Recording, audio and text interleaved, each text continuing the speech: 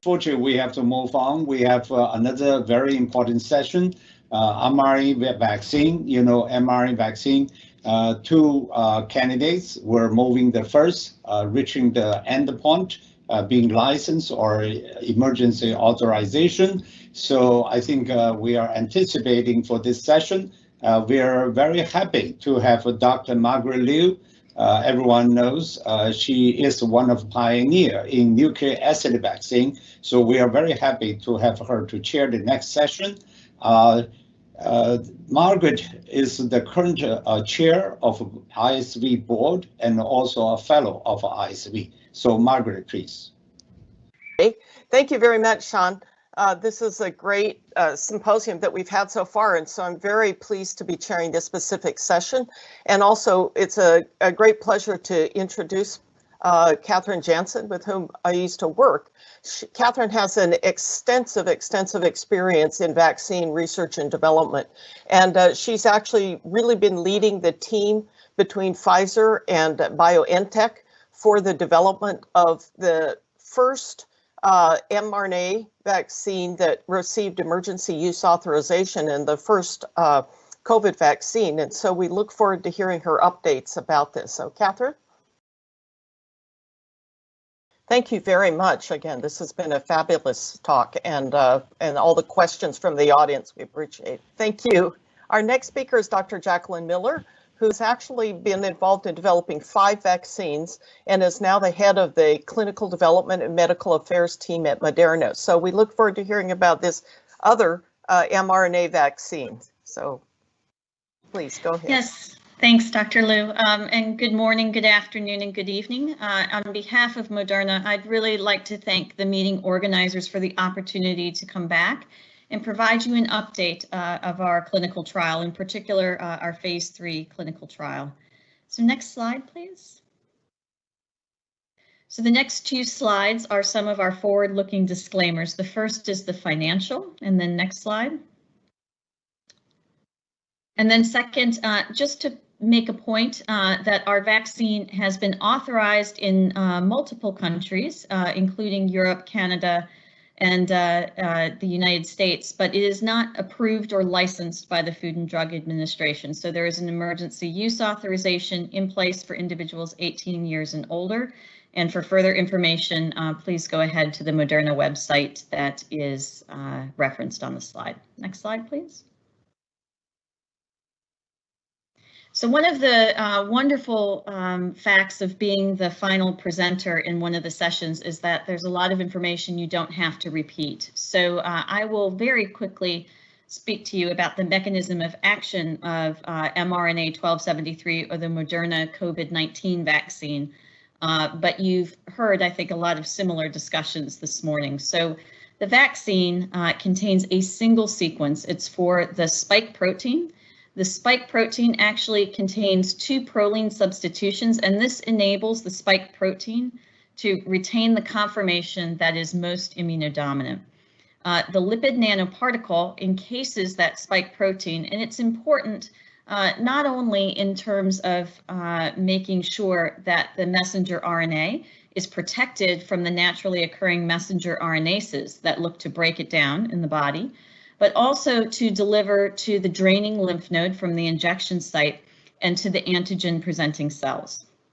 So once the messenger RNA and lipid nanoparticle reach the antigen presenting cell, membranes are fused, and the encoded RNA is delivered into the cell cytosol. In the cell cytosol, that's where the ribosomes pick this messenger RNA up and begin to synthesize the amino acid chain. And that amino acid chain, once completed, actually naturally assembles into its trimeric conformation. So this is the natural conformation of the SARS-CoV-2 virus spike protein. And that's really important because it's a way to really make sure that we're mimicking the natural infection without using replicating particles. As was mentioned earlier, one of the benefits of the messenger RNA platform is you can modify these amino acids to be either secreted, like in the case of a monoclonal antibody, or cell surface expressed, as is the case with the Moderna COVID-19 vaccine. And the important point there is the cell surface expression really allows activation of both the humoral and the cellular sides of the immune system, leading to both B and T cell responses. Next slide, please. So the meeting organizers were kind enough to invite me to speak last summer, where I gave a deep dive in the phase 1 and phase 2 clinical trials. Today, I'm really excited to provide you an update with the phase 3 clinical trial data. These were the data that supported our initial authorizations globally. And this is a safety and efficacy study that enrolled over 30,000 individuals. So if we go to the next slide, I'm happy to share the details of that study.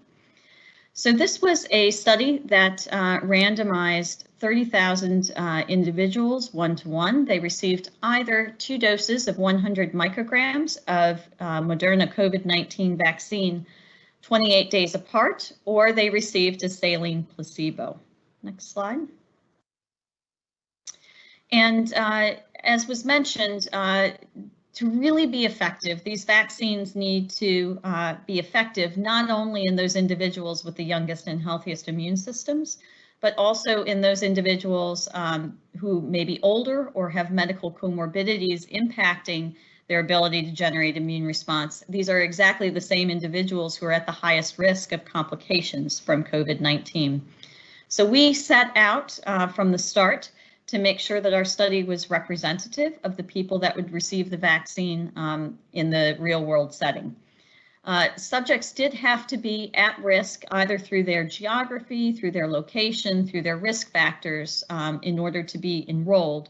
But we did pre-specify that at least 25% and up to 50% of the subjects would be either over age 65, knowing that age is the greatest risk factor for severe complications of COVID, or they had to be younger but have one of some specific pre-specified comorbidities.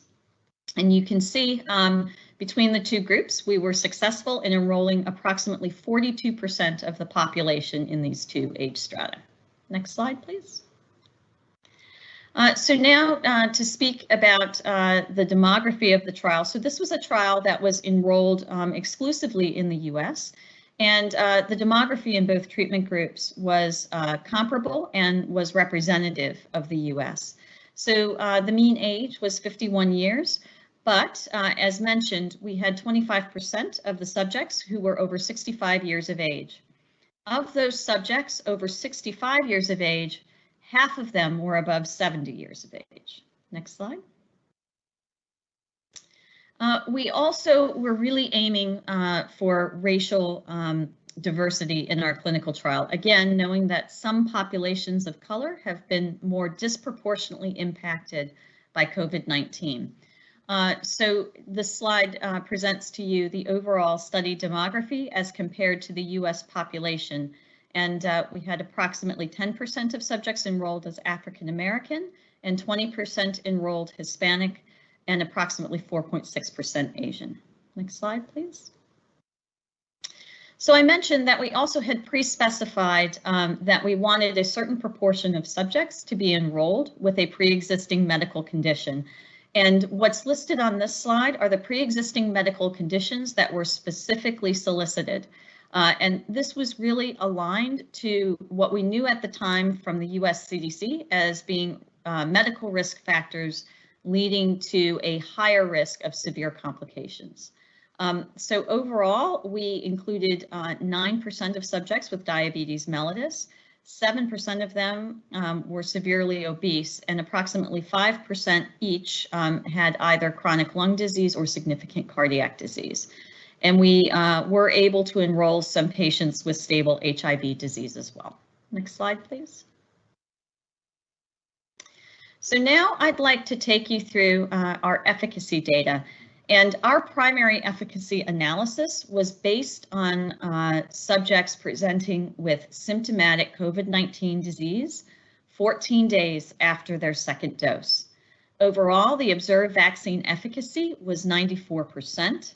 And importantly, we saw a decrease in the incidence rate of symptomatic COVID-19 between the placebo and the mRNA 1273 group from 56.5 per 1,000 person years to 3.3. Next slide. We also performed multiple sub-analyses to really assess whether the efficacy would be consistent across different demographic groups. In terms of age, we saw consistent efficacy, and I'd like to point out that in the older adults, we suffered a bit from seeing a smaller number of cases, so only 33 cases as compared to the nearly 200 on which we conducted the primary efficacy analysis. In subjects over 75 years of age, where there were only 7 cases, the efficacy was 100%. Efficacy was really consistent in males and females, and also in the subjects who had medical comorbidities.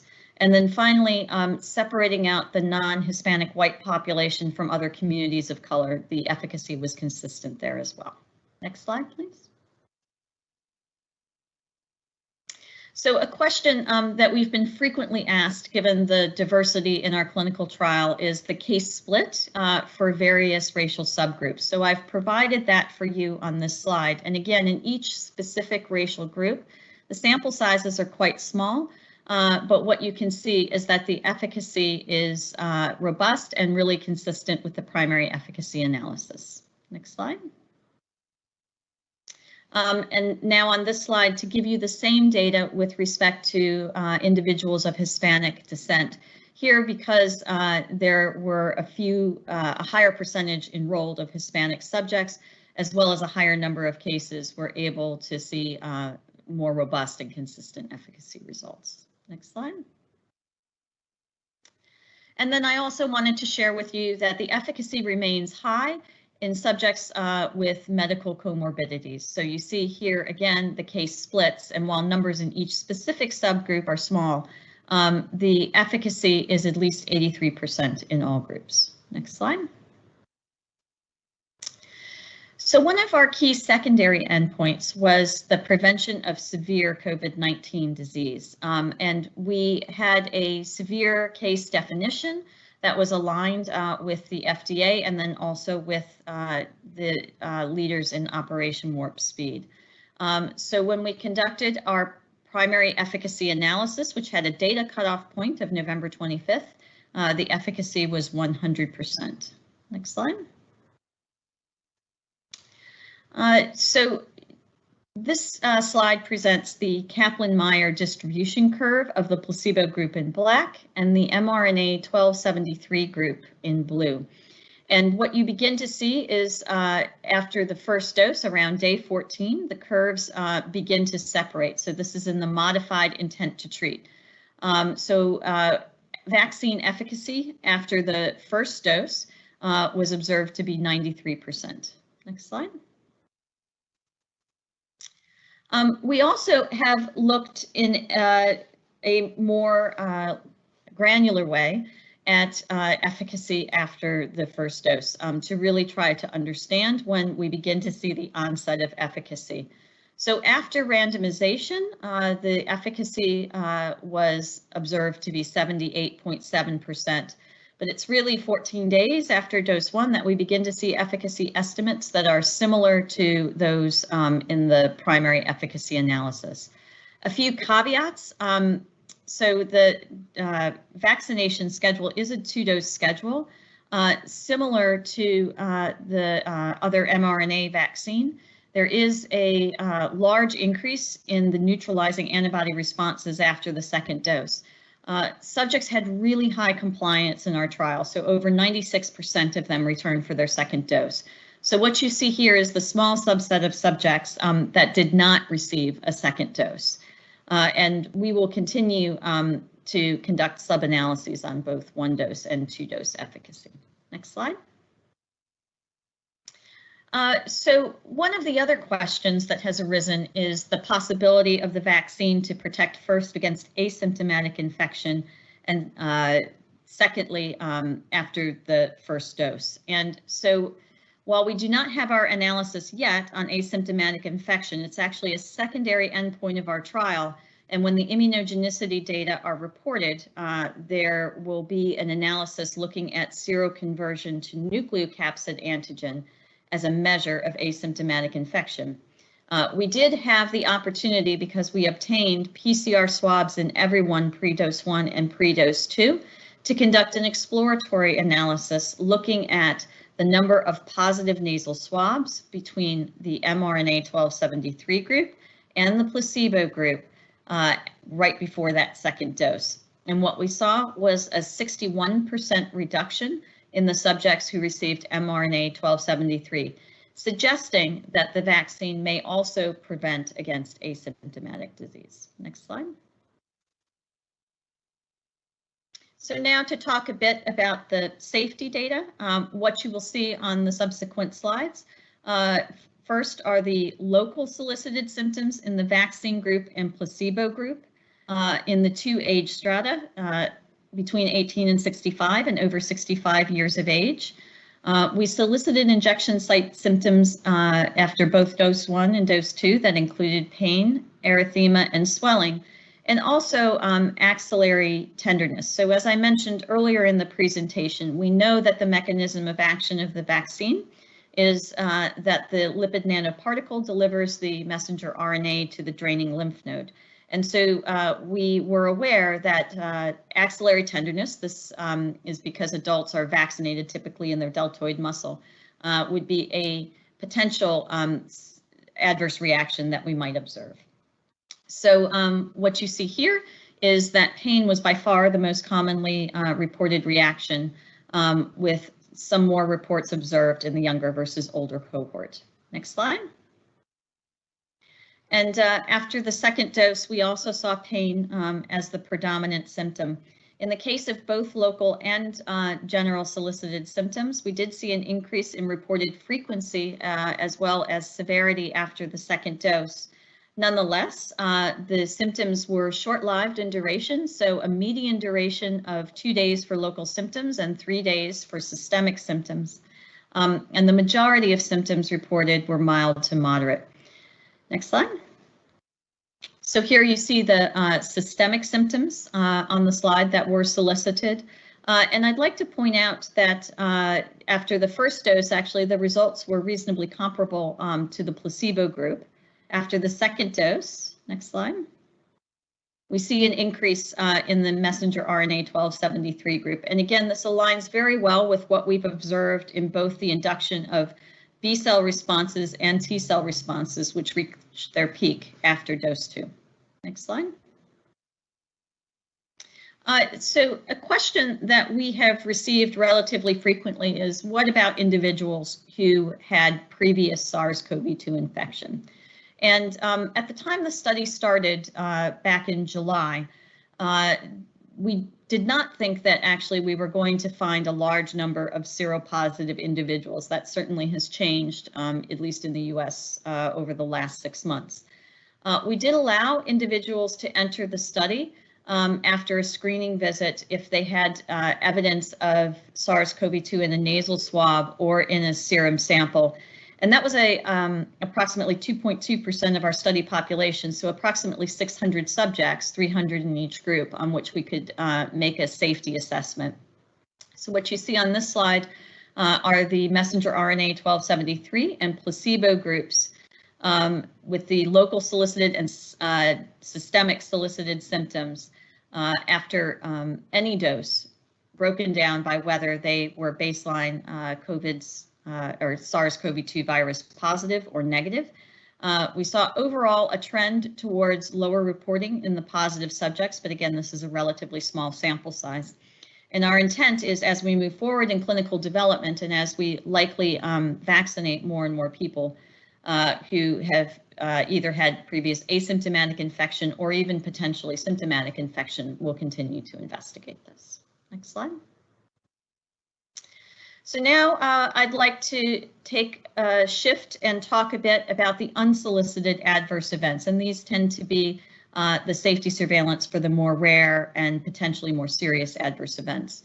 So as you can see on this slide, for 4 categories of adverse events, including any adverse event, those that required attendance at a physician's office or ER, any serious adverse event, or any death, the rates were quite comparable between the mRNA 1273 and placebo group. Next slide. I also wanted to give you a sense of the overall reporting rates of adverse events by category. So what you see on this slide are the medically attended adverse events broken out by mRNA 1273 in blue and the placebo in gray, looking at the various categories of adverse events as defined by the Medra Safety Dictionary. There was an excess of events in the infections and infestations category in the placebo group. This was really driven by evaluation for COVID-19 infections. Otherwise, the rates are quite comparable between the groups. Next slide. And we see a similar picture for the rates of SAEs by system order class group from the Medra Dictionary. Next slide. So I did want to talk a little bit about some of the recent data that we have posted to the bioserver. So you can see the paper listed below from Dr. Wu. We have been testing in our development program all along the capability of serum from both our preclinical animal studies as well as our phase 1 clinical study. The serum of vaccinated animals and individuals to neutralize variant sequences. And so this slide depicts some of the earlier sequences that had emerged and that we had investigated. What you see in the kind of olive color at the end is the mink cluster 5 variant. You may recall that earlier in the autumn, Denmark had made the decision to cull their mink herd because this variant had emerged. And so what you can see in the box and whisker plot is that the neutralization actually remained quite consistent to these variants. Next slide. So we've also investigated the neutralization to the B.1.1.7 strain, and this is the variant that first emerged in the UK. And again, despite the fact that this variant contains one mutation in the receptor binding domain, the neutralization remained quite comparable to the Wuhan strain. Next slide.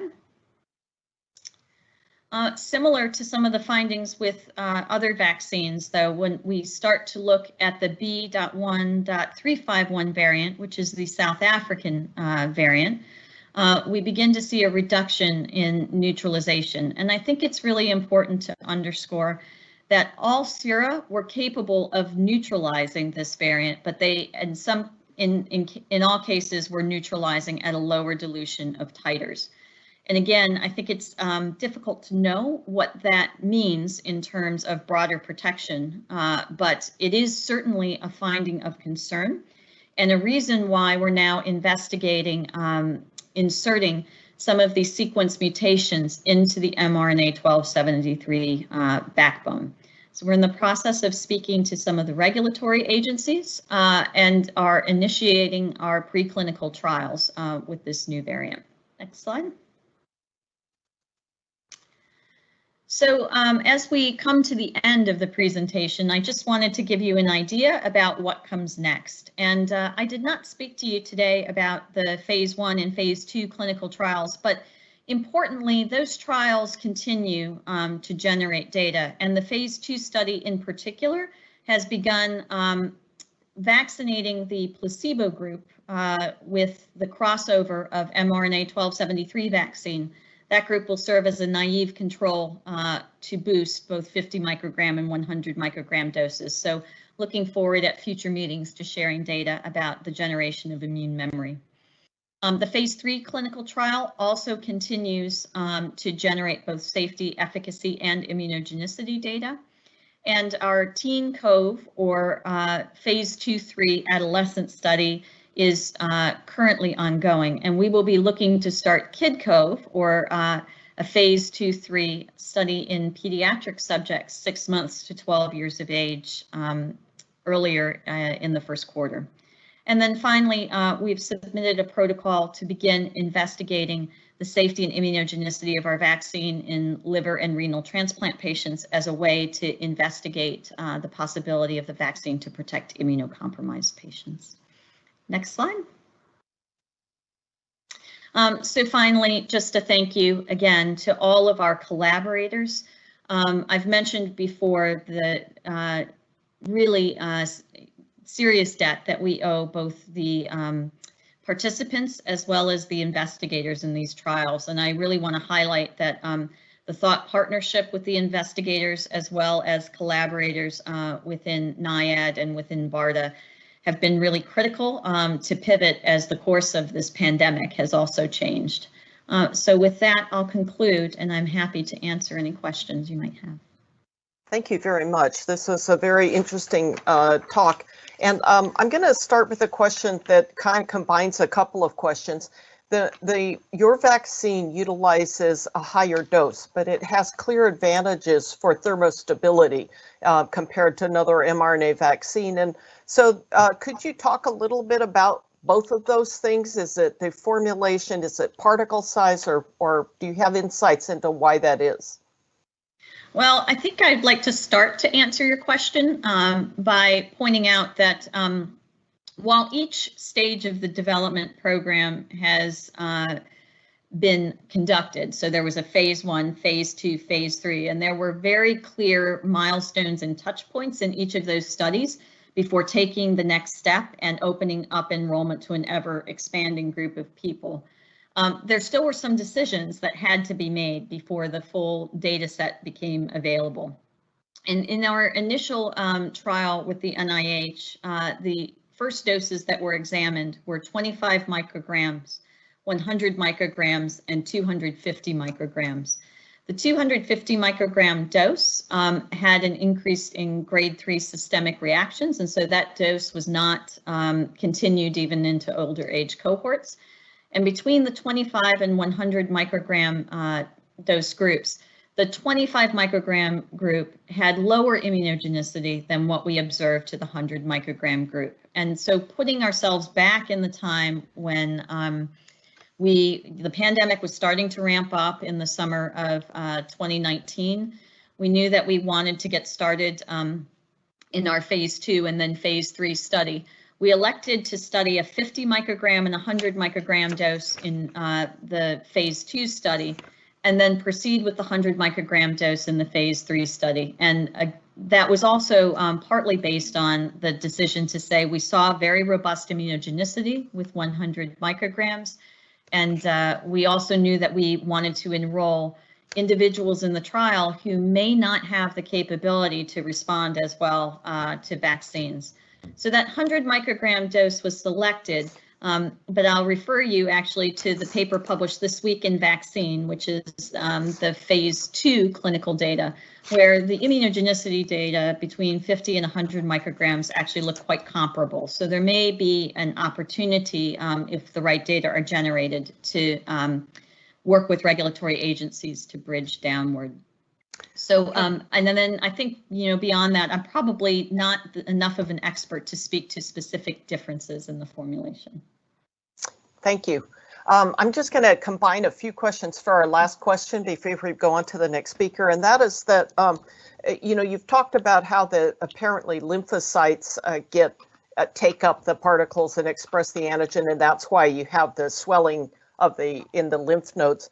But do you know which cells in vivo actually all are transfected? And so is there any concern, for example, that muscle cells, since it's an intramuscular injection, actually make antigen and therefore would be targets of cytolytic T lymphocytes? Or are there any other risks for autoimmune diseases by targeting other cells that are producing the antigen? So I'll start by saying, actually, maybe just a small correction that the mRNA does not target lymphocytes. It targets antigen-presenting cells. So the cells that we know have good uptake include dendritic cells in the draining lymph node. But, to the questioner's point, it is an intramuscular injection, and there likely is some expression in the muscle, although the majority of it in our preclinical work is in the lymph node. I think the best way to really think about whether the vaccine could be inducing safety events is to be looking at the safety information that are being generated. So we have not seen safety signals in the space of either inflammatory muscle disease or autoimmune disease. It is, though, an AE of special interest, so it's certainly something we acknowledge that needs to continue to be followed. And We are undertaking a study with a large insurance database in the US to follow for these kinds of events in a large sample size, so 40 million covered lives. And then we also continue to work with our important partners at the FDA with the VAERS system and the CDC. So I think that will be a wonderful segue actually into Dr. Shimabukuro's presentation about safety surveillance with the COVID-19 vaccines. Great. And so just to clarify exactly, you actually know in vivo that it's only dendritic cells that take it up, as opposed to from in vitro studies that the dendritic cells are the ones? No, I'm sorry. In vitro studies, we have evidence that the dendritic cells are the target of the vaccine, and also in vivo animal studies. But I would hesitate to use that word only. Okay, great. Thank you. This is actually a perfect transition then. I'm going to thank you very much for your presentation. Thanks for the great questions from the audience.